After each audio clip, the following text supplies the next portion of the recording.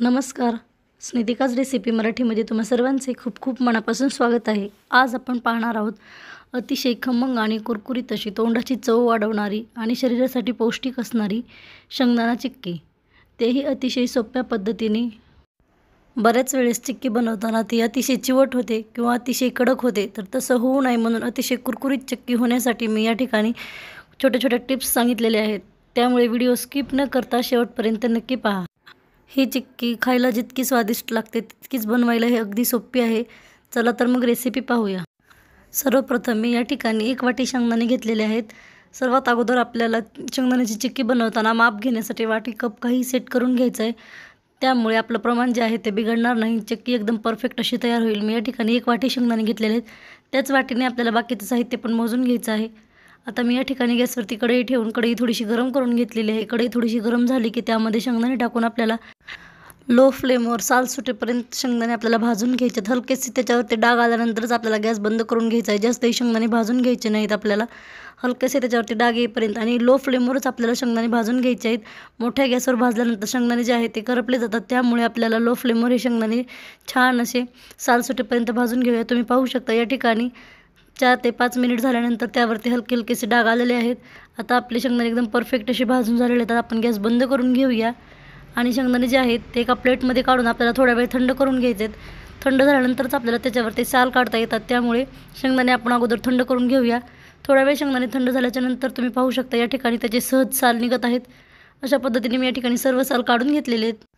आता आपल्या घरात जो पुऱ्या करण्यासाठी झाऱ्या असतो तो घ्यायचा आहे आणि त्यामध्ये आपल्याला शेंगदाणे टाकून त्याचे जे साल निघालेले आहेत ते बाजूला करून घ्यायचे आहेत आणि शेंगदाणे बाजूला करून घ्यायचे आहेत. अशा पद्धतीने चाळल्यामुळे त्याचे साल पूर्णपणे निघून जातात. तुम्ही पाहू शकता या ठिकाणी मी सर्व साल काढून घेतलेले आहेत.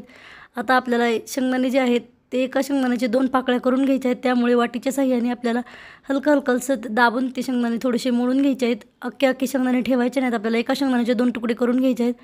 आता आपण पाक तयार करून घेऊया. त्यासाठी या ठिकाणी मी गॅसवरती कढई ठेवून घेतलेली आहे. कढई थोडीशी गरम झाली की आता आपण त्यामध्ये गूळ टाकून घेणार आहोत. तर ज्या वाटीने मी शेंगदाणे घेतले होते त्याच वाटीने या ठिकाणी 1 वाटी गूळ घ्यायचा आहे. बारीक चिरलेला गूळ घ्यायचा आहे. गूळ थोडासाही मोठा मोठा ठेवायचा नाही, त्यामुळे आपल्याला पाक बनवायला वेळ लागतो. त्यामुळे मी या ठिकाणी बारीक चिरून 1 वाटी गूळ घेतलेला आहे. त्याच वाटीच्या प्रमाणे घ्यायचा आहे, त्यामुळे गूळ कमी जास्त होणार नाही. आपला गूळ जो आहे तो पटकन वितळण्यासाठी मी या ठिकाणी 1 चम्मच पाणी घेतलेलं आहे. नॉर्मल पाणी घ्यायचं आहे आपल्याला. 1च चम्मच पाणी यामध्ये नाश्त्याच्या चमच्याने टाकून घ्यायचं आहे आणि पाणी टाकल्यामुळे गूळ जो आहे तो पटकन असा वितळला जातो. आपल्याला जास्त वेळ लागत नाही. तुम्ही पाहू शकता या ठिकाणी पाणी टाकल्यानंतर गूळ जो आहे तर लगेच 2 मिनिटानंतर वितळला जातो. आता आपल्याला हा गूळ पूर्णपणे वितळून घ्यायचा आहे आणि लो फ्लेमवरच आपल्याला हा पाक तयार करून घ्यायचा आहे. गॅसची फ्लेम अजिबातच फास्ट करायची नाही. जोपर्यंत आपला गूळ वितळत आहे तोपर्यंत आपण या ठिकाणी चक्की ज्या पाटावर आपल्याला बनवायचे आहे त्या पाटावर थोडंसं तूप लावून घेऊया, कारण आपल्याला अगोदरच हे सर्व तयारी करून घ्यायची असते. 1 चमचा तूप मी या ठिकाणी वापरलेला आहे. आता आणखीन आपण गूळ जो आहे तुम्ही पाहू शकता या ठिकाणी त्याच्यावरती हलके हलकेसे बबल्स यायला लागलेत. गॅसची फ्लेम जी आहे ते लोच आहे. लो फ्लेमवरच या ठिकाणी मी पाक तयार करून घेत आहे. सतत ढवळत आपल्याला पाक तयार करून घ्यायचा आहे. त्याच्यावरती बबल्स आल्यानंतर आपल्याला त्यामध्ये 1 चमचा तूप टाकून घ्यायचा आहे आणि व्यवस्थित असं मिक्स करून घ्यायचं आहे. पाक करताना आपल्याला सतत ढवळत राहायचं आहे. अजिबातच कुठेच आपल्याला गॅसची फ्लेम जी आहे ती मोठी करायची नाही. मी या ठिकाणी लो फ्लेमवरच हा पाक तयार करून घेत आहे. तुम्ही पाहू शकता या ठिकाणी किती पटकन आपला पाक तयार होत आहे. आणखीन 2-3 मिनिट आपल्याला हा पाक शिजवून घ्यायचा आहे. मी या ठिकाणी 2 चिमूट खाण्याचा सोडा टाकत आहे. त्यामुळे आपली चिक्की जी आहे ते अतिशय कुरकुरीत अशी तयार होते आणि महिनाभर टिकते. त्यामुळे 2 चम्मच मी खाण्याचा सोडा टाकलेला आहे. आणखीन आपल्याला हा पाक व्यवस्थित असा मिक्स करून घेऊया. आता आपला पाक तयार झाला आहे का नाही ते पाहण्यासाठी मी या ठिकाणी 1 वाट पाणी घेतलेलं आहे एका वाटीमध्ये. त्यामध्ये आता आपण थोडंसं पाक टाकून पाहूया. पाक टाकल्यानंतर आपल्याला थोडं 1 मिनिट थांबायचं आहे आणि थांबल्यानंतर आपण नंतर ते हातामध्ये घेऊन बघायचं आहे. पाक जो आहे तो कडक असा आपल्याला पाहिजे. ते पटकन तुटल्यानंतर समजून जायचं की आपला पाक जो आहे तो एकदम परफेक्ट असा तयार झालेला आहे. पटकन तुटत आहे म्हणजे आपला पाक जो आहे तो एकदम परफेक्ट असा तयार झालेला आहे.